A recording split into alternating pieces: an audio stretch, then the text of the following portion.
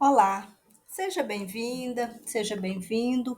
Antes de entrarmos propriamente no prefácio, é importante compreender quem fala neste momento tão solene da obra e, principalmente, o que representa o Evangelho dentro da doutrina espírita.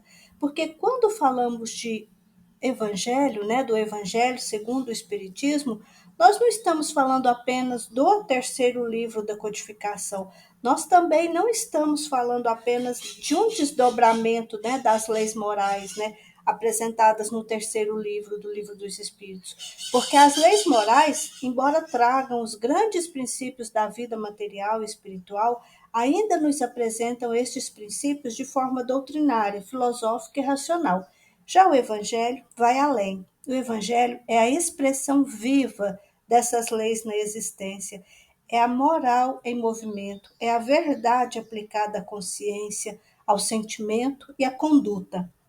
Ou seja, o Evangelho não trata daquilo que é certo em teoria, ele nos mostra como devemos viver, como devemos sentir, como devemos agir, como deve se transformar.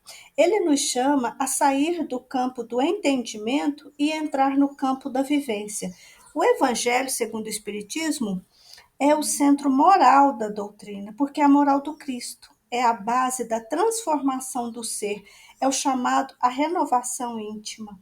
O livro dos Espíritos nos oferece os fundamentos, o livro dos médiuns a prática mediúnica, mas é no Evangelho que a doutrina nos pergunta como você está vivendo aquilo que está aprendendo. Não porque basta conhecer a verdade, não basta compreender a imortalidade, aceitar a reencarnação, estudar a mediunidade, nem admirar Jesus. Se você não muda, não se corrige, não se educa, não se moraliza, não domina suas más tendências, não se esforça para isso.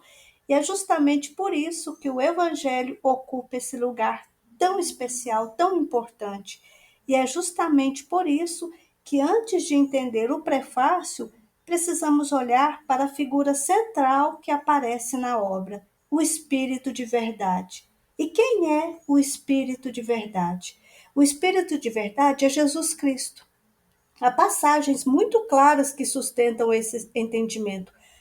No capítulo 6 do Evangelho segundo o Espiritismo, Consolador Prometido, nas instruções dos Espíritos, Advento do Espírito de Verdade, itens 5, 6, 7 e 8, aparece a mensagem: Venho como outrora, entre os transviados filhos de Israel, trazer a verdade e dissipar as trevas. Então, essa mensagem é profundamente significativa, porque remete diretamente à missão do Cristo, junto ao povo de Israel, e apresenta uma continuidade clara entre o ensino evangélico e o ensino espírita.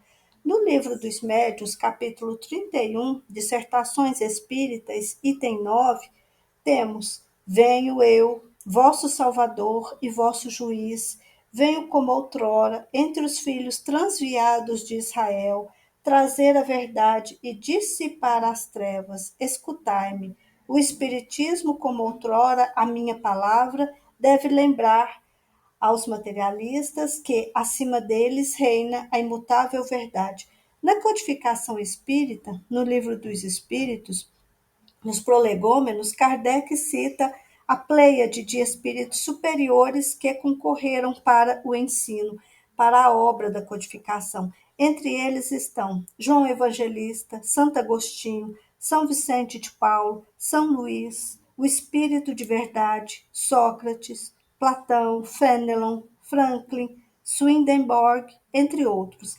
Ela foi assistida por uma pleiade espiritual composta por espíritos elevados, comprometidos com a verdade, com o progresso e com a educação moral. Mas entre todos, o espírito de verdade ocupa um lugar singular, porque ele não aparece como alguém que colaborou, ele é a presença central da autoridade moral, como aquele que preside espiritualmente a finalidade mais profunda da codificação. Então, quando entendemos isso, o prefácio do Evangelho segundo o Espiritismo ganha outra dimensão. Ele deixa de ser apenas uma abertura da obra e passa a ser um verdadeiro chamado espiritual à renovação da humanidade, como se a espiritualidade superior dissesse: a verdade espiritual já foi anunciada, agora é tempo de vivê-la. Ele representa a força moral da doutrina, o chamado à renovação íntima e a vivência real dos ensinamentos do Cristo.